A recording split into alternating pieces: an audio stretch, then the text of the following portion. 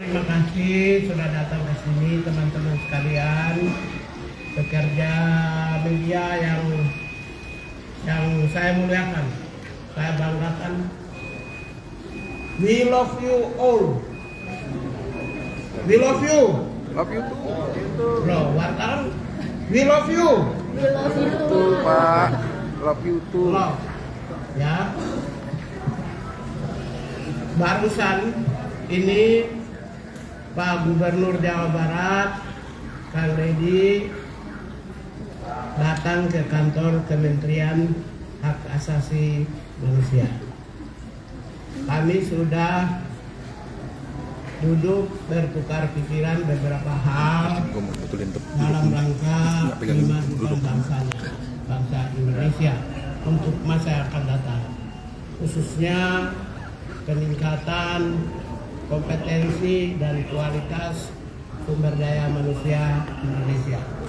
Apa yang kami bicarakan, kami Kementerian Hak Asasi Manusia memberi apresiasi kepada pemerintah Provinsi Jawa Barat, dalam hal ini Gubernur, dengan gagasan-gagasan yang visioner yang memajukan sumber daya manusia yang unggul dalam pendidikan, dalam keterampilan, dan dalam peningkatan kompetensi mental, karakter, dan kualitas serta tanggung jawab.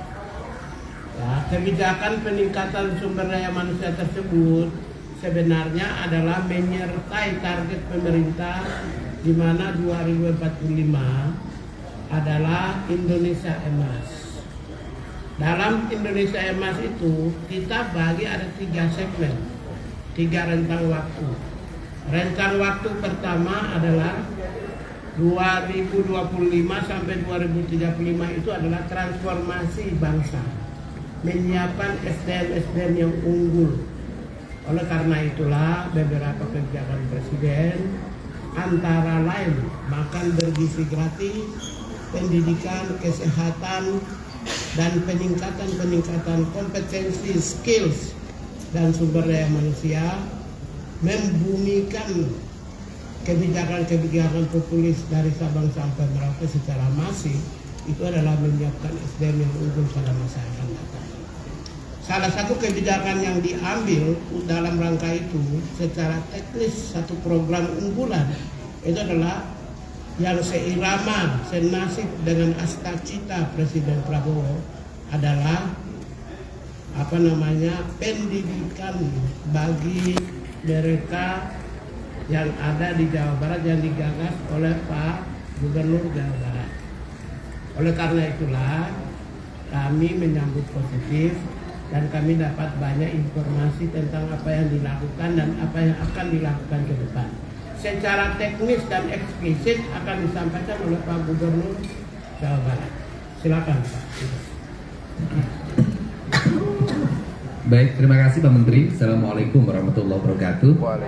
Sampurasun. Kami menyampaikan bahwa ada problematika dalam spirit kebangsaan kita, yaitu membangun narasi agar anak-anak muda Indonesia, khususnya anak-anak di Provinsi Jawa Barat yang sedang menekuni jenjang pendidikan SMP dan SMA serta sederajat atau sanawiyah dan madrasah aliyah, yaitu pola pendidikan karakter melalui peningkatan kualitas disiplin hidup dan perubahan pola hidup. Nah, perubahan pola hidup itu apa sih yang terjadi? Yang terjadi pada anak-anak di Jawa Barat itu pola hidupnya adalah mereka rata-rata tidurnya jam 4 pagi. Karena waktunya dihabiskan untuk main game online. Kemudian berdampak pada mereka tidak bersekolah.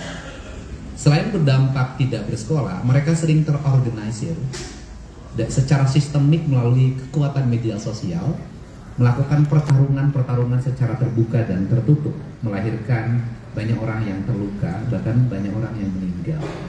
Kemudian yang berikutnya adalah beredarnya obat-obat yang tidak layak dikonsumsi dari sisi kesehatan, yang dijual secara terbuka sebenarnya, berharga di bawah Rp10.000 dengan 3 butir, istilahnya eksimer dan sejenisnya, serta minuman-minuman yang beredar secara luas yang bisa diakses oleh anak-anak SMP. Nah, ini adalah problem yang harus segera diselesaikan. Nah, problem itu ternyata tidak bisa diselesaikan di internal sekolah melalui pendekatan bimbingan konseling. Dan problem itu juga tidak bisa diselesaikan di internal keluarga oleh ayah dan ibunya.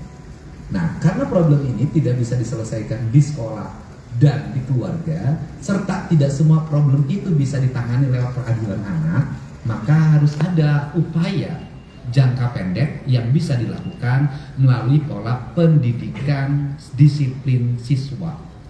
Dalam kaidah bahasa saya adalah pendidikan bela negara dengan penguatan pendidikan berkarakter. Maka kami menggandeng lembaga TNI, karena TNI memiliki pengalaman dalam melakukan pola pendidikan baik untuk kalangan militer maupun kalangan sipil. Di kalangan sipil dikenal namanya prajabatan. Di kalangan sipil hari ini untuk masuk industri banyak yang dilatih di Dodik Pangkodam 3 Siliwangi Lembang untuk membangun kebugaran.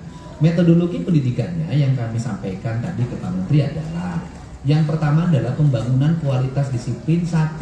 Melepas HP, 2. Melepas tradisi bermotor, 3. Melepas minuman keras, 4. Melepas obat-obatan terlarang, kelima, melepas konsumsi zat adaptif lainnya yang merusak saraf dan pikirannya dengan membangun pola tidur maksimal jam 10 malam. Kemudian mereka bangun jam 4 pagi, mereka mandi, salat subuh bagi yang beragama Islam, membereskan ruang tempat tidurnya, masuk ke masjid, dan kemudian mendapat bimbingan rohani dari kiai yang menjadi bimbingan konselingnya. Setelah itu mereka sarapan pagi, setelah sarapan pagi mereka berolahraga. Setelah mereka berolahraga, mereka langsung mengikuti ruang kelas pembelajaran sebagaimana dia didapatkan di sekolah. Kami mendatangkan guru dari berbagai tempat, dan kemudian setelah itu mereka salat duhur, kemudian istirahat. Setelah istirahat mereka mengikuti program minat dan bakat melalui pendekatan olahraga. Dan kemudian maghrib dia masuk masjid lagi, belajar ngaji lagi, kemudian sampai isya, dan kemudian nanti mereka makan malam dan kembali ke tempat mereka tidur untuk tidur malam. Jadi model itu yang kami kembangkan, dan kami tadi konsultasikan bahwa tidak ada pelanggaran-pelanggaran yang dilakukan terhadap hak-hak anak sendiri. Nah, kalau bicara orang banyak memperdebatkan persoalan apakah mereka, bagaimana mereka belajarnya, pertama justru dengan barak ini mereka jadi belajar. Mereka jadi ada gurunya. Kenapa? Karena selama ini mereka bolos. Mereka tidak pernah belajar, bangunnya rata-rata jam 10 siang. Nah ini adalah, kemudian yang kedua, bagaimana lingkungannya di barak itu, di komplek pendidikan itu mereka mendapat lingkungan yang baik.